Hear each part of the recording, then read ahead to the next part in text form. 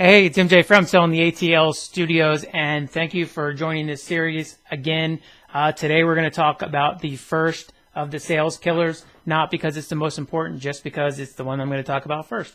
But before I do, I want to tell you about Steve Jobs. And Steve Jobs is obviously known for his ambition. And in fact, one of his quotes is that he wanted to put a dent in the universe. So the dude thought big. But another thing that maybe a lot of people don't know is his prowess for presentations. And in fact, there was actually a book that was written on Steve Jobs' presentations. And he wasn't such a great presenter because he just got up on stage and he just threw out how many megapixels was on the newest gadget, or how many gigabytes of space were in his hand at that very moment.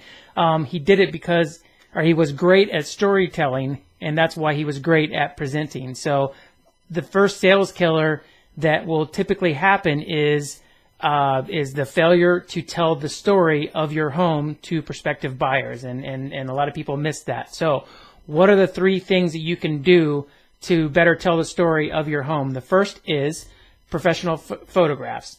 So a lot of people, I know phones have great cameras right now, and I'm not knocking any of them, but the fact is that when you take a picture, you got to make sure that it's not upside down when you post it, that it's not sideways when you post it, that the lights are on. There's just a lot of things that you have to do. So if I could say one thing about photography is don't go cheap on photography. If you don't do anything else, pay for somebody to get some photos for you, because the fact is 99% of the people who start their home searches started online. So you don't want to be the guy with the upside down picture when people are looking at houses, because they're probably just going to click right through your house to the next one. In that same vein, videos. We are a video world now, and it's not just me that understand that. That's why Google probably bought YouTube. And if you think about it, you never see a photograph that goes viral, right? It's always a video that goes viral. So keep that in mind when you're telling the story of your house. And it doesn't have to be a motion picture where you're walking through, talking about each room. It can simply be the pictures that you got taken. You can just put them up in a slideshow presentation where they slide in and out of the video, maybe with some background music or whatever, or maybe you're talking about it in the background. But have a video on there, so that way it gets on. You can and post that on YouTube so that you get a little bit of extra push whenever you're trying to advertise your house, and you can use that link to send people to as well. So it's a big jump versus just looking at some still pictures. The final thing that a lot of people overlook is the copywriting, and the copywriting is essentially just the words that you see in the advertising that you're using to try to connect with somebody.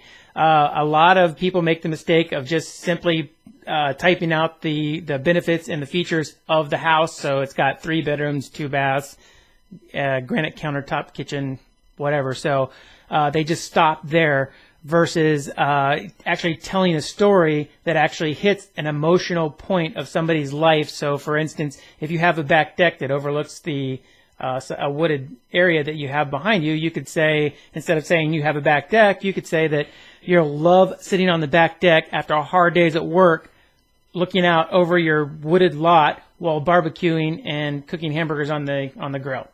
So you see the difference. You're just touching like I said, an emotional point of the person who may be buying a house, instead of just spitting out the features and the benefits of the house, because anybody can do that. So those are the 3 things that you can do to capture the attention of a prospective buyer. And remember, you don't have a lot of time to do it. You only have a couple seconds usually, because they're going to look, they're going to see whether they like what you're selling or not, and then they're going to move on if they don't. So you've got to make sure the whole package is together. You have to make sure that people will stop so that you can tell them your story through the photos, through the videos, and through the copywriting.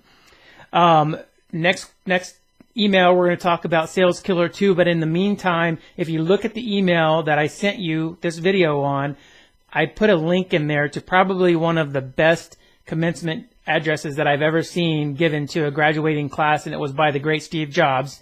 And you'll be able to see in there when I'm talking about stories, because he tells the kids what they have to do to be successful in life. And he doesn't just tell them, by saying, 1, do this, 2, do this. He actually goes through pretty personal stories of his own life telling the stories and how he made each of the things that he thinks are important, how he created the life that he has using those particular points that he's trying to get across, and he does them through stories, just like you can do through your house or for your house when you're selling it, so you can be more effective, and hopefully you can scratch that sales killer off the list the next time you try to sell your house. So thank you for stopping by. I'll see you on the next email. This is MJ from Selling the ATL Studios, and I'm out.